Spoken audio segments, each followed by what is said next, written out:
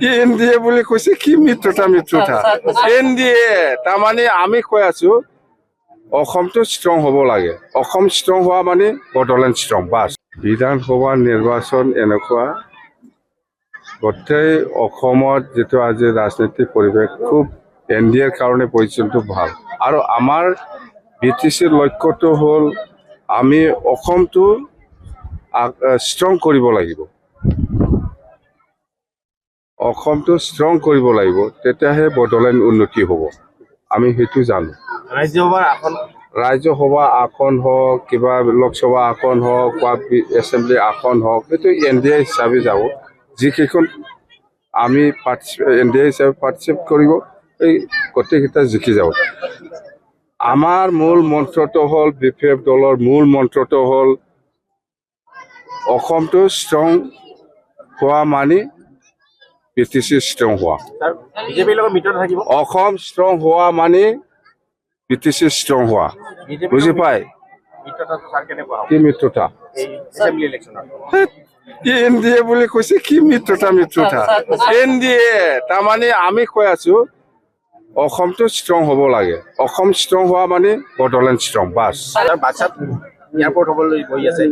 Baksa airport নহয়, মানাহৰ airport বনোৱাৰ কথা। তাৰমানে এয়াৰপৰ্ট কি ধৰণৰ এয়াৰপৰ্ট বনাব সেইটো পিছত আমি গম পাম। মুঠতে সেইটো যেহেতু সেইটো নেশ্যনেল ইণ্টাৰনেশ্যনেল লেভেলত এটা টুৰিষ্ট প্লেচ মানাহটো, ইয়াত হ'বই। অকল এয়াৰপৰ্ট নহয়, বিভিন্ন ধৰণৰ ফেচিলিটি এই অঞ্চলত নিশ্চয় থাকিব।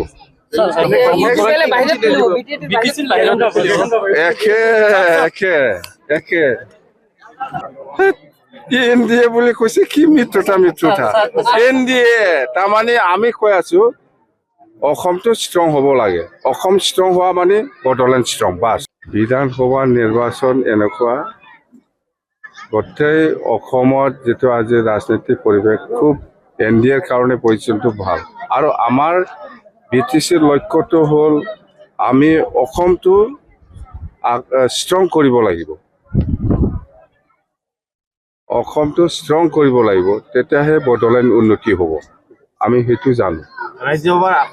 ৰাজ্যসভা আসন হওক, কিবা লোকসভা আসন হওক বা এছেম্বলি আসন হওক, সেইটো এনডিএ হিচাপে যাব।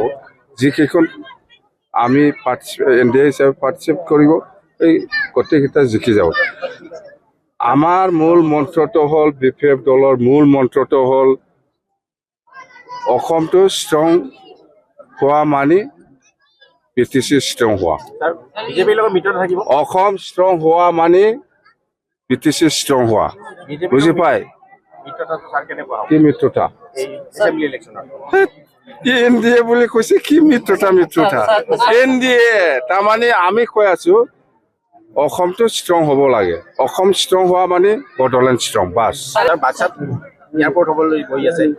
বাক্সা এয়াৰপৰ্ট নহয়, মানাহৰ এয়াৰপৰ্ট বনোৱাৰ কথা। তাৰমানে এয়াৰপৰ্ট কি ধৰণৰ এয়াৰপৰ্ট বনাব সেইটো পিছত আমি গম পাম। মুঠতে সেইটো যেহেতু সেইটো নেশ্যনেল ইণ্টাৰনেশ্যনেল লেভেলত এটা টুৰিষ্ট প্লেচ মানাহটো, ইয়াত হ'বই।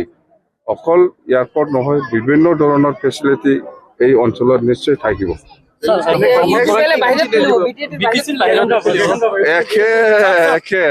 একে